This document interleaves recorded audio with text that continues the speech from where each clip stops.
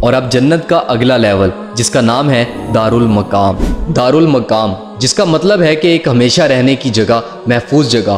قرآن میں جنت کے اس لیول کا ذکر ایک محفوظ جگہ کے طور پر کیا گیا ہے جہاں تمام تکلیفیں اور تھکاوٹیں ختم ہو جائیں گی۔ سورہ فاطر کی آیت 35 کے اندر اللہ تعالیٰ نے دارالمقام کا ذکر کرتے ہوئے ارشاد فرمایا، جس کا مفہوم کچھ یوں ہے کہ جس نے ہمیں اپنے فضل سے دارالمقام ہمیشہ کے گھر میں لا اتارا، جس میں ہمیں نہ کوئی مشقت پہنچے گی اور نہ اس میں ہمیں کوئی تھکن پہنچے گی۔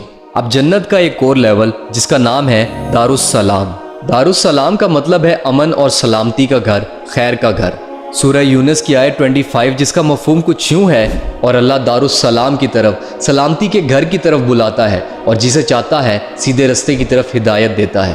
اس کے علاوہ سورہ انعام کی آیت نمبر 127 جس کا مفہوم کچھ یوں ہے کہ ان کے لیے ان کے اعمال کے بدلے میں ان کے رب کے حضور دارالسلام، سلامتی کا گھر ہے اور اللہ ان کا مددگار ہے۔ اور اب آخر میں جنت کا سب سے ہائیسٹ لیول جس کا نام آپ نے کبھی نہ کبھی تو سنا ہوگا، جنت الفردوس۔ فردوس کا مطلب ہے ایک ایسا باغ جس میں ہر قسم کا پودا لگا ہوا ہو۔ اس کے علاوہ اس کا ایک دوسرا مطلب ہے انگوروں کی بیلوں والا باغ۔ نبی کریم صلی اللہ علیہ وآلہ وسلم نے ارشاد فرمایا جس کا مفہوم کچھ یوں ہے کہ جب بھی تم اللہ سے جنت مانگو تو جنت الفردوس کا سوال کرو۔ اب جنت کے لیولز تو 7 ہیں لیکن جنت میں داخل ہونے والے دروازے 8 ہیں۔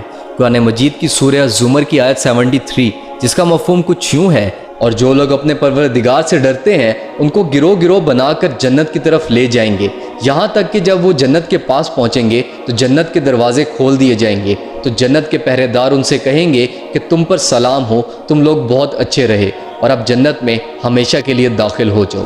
اب جنت کے سب سے پہلے دروازے کا نام ہے باب الصلاۃ، جس کے اندر سے وہ لوگ داخل ہوں گے جو اس دنیا کے اندر 5 وقت کی نماز پابندی کے ساتھ پڑھتے ہوں گے، ایک نماز بھی نہیں چھوڑتے ہوں گے۔ اب جنت کے دوسرے دروازے کا نام ہے باب الجہاد، جس کے اندر سے وہ مسلمان داخل ہوں گے جو اللہ کی راہ میں جہاد کرنے والے ہوں گے۔